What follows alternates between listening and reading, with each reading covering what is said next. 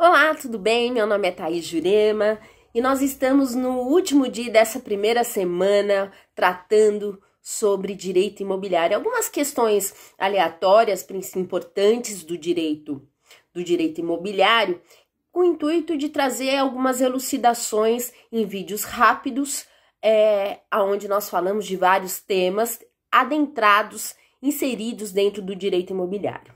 O nosso tema de hoje é arbitramento de aluguel. Então, antes de a gente começar o nosso videozinho de hoje, eu vou pedir para que você visite lá o nosso canal, se inscreva no nosso canal, e além do que, entre lá nas nossas páginas sociais, nas nossas redes sociais, no Instagram, no Facebook, sempre tem uma novidade muito legal para você, seja através do Inteligência Jurídica, é isso, que todas as terças-feiras nós temos inclusive uma live, que você pode estar vendo depois no YouTube, como também no Instituto Thaís Jurema. O Instituto Thaís Jurema, o site é itj.pro.br. Eu espero que você entre lá e curta as nossas publicações, enfim, as nossas informações, o conteúdo que a gente vem trazendo para você. Inclusive os nossos cursos também, que estão lá disponíveis. Voltando aqui para o nosso assunto de hoje, ou seja, do arbitramento de aluguel, para que serve esse arbitramento de aluguel? Como é que funciona isso? E qual é o principal impacto com relação a isso? Então, primeiro ponto, para você propor uma ação de arbitramento de aluguel, é importante que você tenha a propriedade ou a copropriedade deste imóvel. Então, vamos imaginar o seguinte, existem três situações que são bem frequentes quando a gente fala do arbitramento de aluguel. A primeira situação vamos imaginar o seguinte, o pai e a mãe faleceram, tem 2 irmãos, só que um deles apenas permanece utilizando com exclusividade o imóvel. Então, uma vez que houve falecimento dos genitores, não é? Este imóvel vem de herança para os filhos, só que um dos filhos apenas que está utilizando o imóvel. Isso quer dizer o quê? O outro poderá propor uma ação para arbitrar o aluguel daquela parte que pertence a ele. Então, se eu tenho um imóvel onde a locação gira em torno de R$2.000, é só um exemplo, não é? Então, ficaria 1.000 para um, 1.000 para o outro. Como um está morando com exclusividade, deveria pagar a parte deste outro, ou seja, R$1.000 para o coproprietário. A segunda hipótese é com relação a quando você tem a copropriedade do imóvel com alguém. Vamos imaginar que você comprou o imóvel com um sócio, com um amigo, enfim. E só esse amigo está usando o bem. Então, a mesma situação, ele deverá pagar o aluguel da parte que pertence a você. A terceira hipótese é também bem comum, é quando o casal se separa. Então, o imóvel pertence a ambos, vamos imaginar que foi adquirido na constância do casamento, e aí o imóvel pertence a Maria e ao José, que eram casados.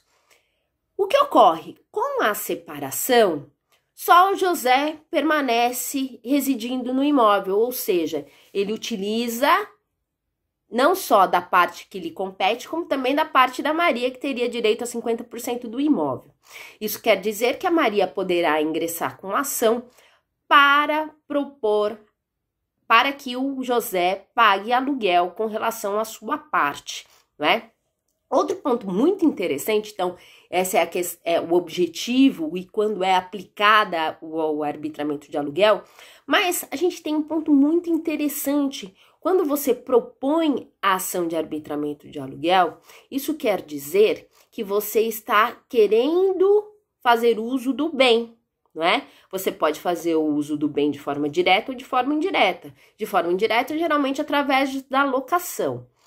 É tão interessante porque essa ação de arbitramento, uma vez que você propõe a ação de arbitramento de aluguel, ou seja, que você está mostrando que você quer fazer uso do bem de forma indireta, esvazia-se o direito do uso capião. Então, até em especial quando a gente está falando na separação, que vai dar, inclusive, o direito ao uso capião familiar, né, dos 2 anos, enfim, a gente vai tratar, vamos pegar uma semana inteira para falar das espécies de uso capião um pouquinho mais para frente, mas existe essa possibilidade. Isso quer dizer o quê? Você deixa a pessoa, o seu ex-cônjuge, morando lá no imóvel e não faz absolutamente nada, amanhã ele tá pegando a sua parte, a parte que lhe compete. Amanhã não, né? Depois de 2 anos, mas pode pegar a parte que seria a sua em virtude de um uso capião familiar. Então, se você propõe esse arbitramento de aluguel, acaba se esvaziando aí a motivação do uso capião. Então, é um ponto muito interessante, até porque, uma vez que o imóvel é de ambos, né, sejam irmãos, sejam ex-cônjuges, sejam amigos, proprietários, nada mais justo que ambos possam usufruir do imóvel, não é? E se assim não for, que um pague ao outro pela utilização exclusiva deste imóvel. Outro ponto muito interessante com relação ao arbitramento de aluguel é como é que você vai, então a gente viu para que ele serve, né? A importância até quando a gente está falando do uso capião familiar, e ainda, então, vou ter uma fixação de valor onde a parte contrária vai pagar aí o aluguel da parte que me compete no imóvel, uma vez que ele está usando o imóvel com exclusividade. Outro ponto bem interessante com relação a essa situação, para eu propor esta ação, o primeiro requisito é que você seja o proprietário do imóvel. Então, como é que você vai provar a propriedade do imóvel? Trazendo no processo, junto com a petição inicial, na hora que vai propor a ação, a matrícula atualizada do imóvel. Então, lá na matrícula do imóvel tem que constar lá o seu nomezinho, mostrando que você é proprietário ou coproprietário do bem que você está solicitando que o juiz arbitre o valor da locação. Então, essa matrícula do imóvel é interessante que ela tenha menos de 30 dias da sua expedição, ou seja, que você tenha tirado ela menos de 30 dias, porque é a matrícula atualizada do imóvel. Então, é isso que geralmente os juízes solicitam, que essa matrícula seja atualizada, ou seja, tenha aí menos de 30 dias. Um outro requisito, então, a questão da prova da propriedade, é muito importante que você traga aos autos o IPTU, né? Inclusive, onde você vai ter lá o valor venal, o valor de referência, como aqui em São Paulo, enfim. Se o imóvel ele está dentro de um condomínio, então, para ver se a pessoa está pagando condomínio, se ela não está pagando condomínio, também isso é interessante, não é? Porque vai compor o valor da locação. E avaliações do imóvel. Então, geralmente, você pode solicitar para que 3 imobiliárias ou 3 corretores de imóveis apresentem uma avaliação por escrito, falando quanto é que vale aquele imóvel e o valor da locação, tá? Para que o juiz tenha um parâmetro para sua fixação. Essa avaliação também pode ser feita por uma pessoa com mais tecnicidade, como, por exemplo, uma pessoa que tem aí no seu histórico a questão da peritagem, como nós vimos na terça-feira, na live de terça-feira. Só que isso geralmente custa um pouco mais caro. Você pode solicitar também que seja realizada uma perícia judicial, não é?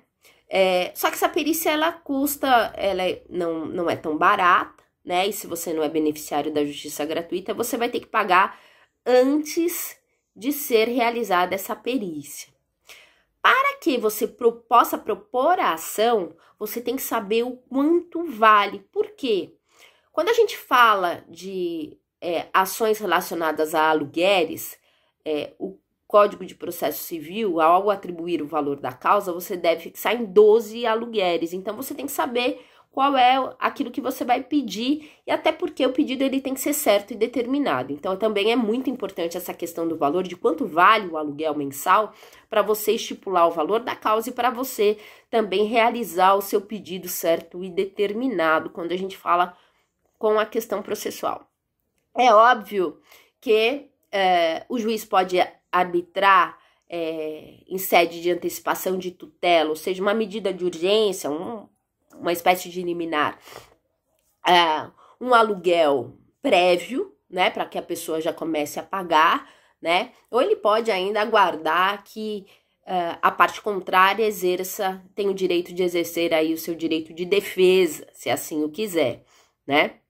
Então, aqui ficam algumas dicas com relação à questão do arbitramento de aluguel, e eu espero que vocês estejam curtindo as nossas páginas, as nossas dicas, mesmo que rápidas, né?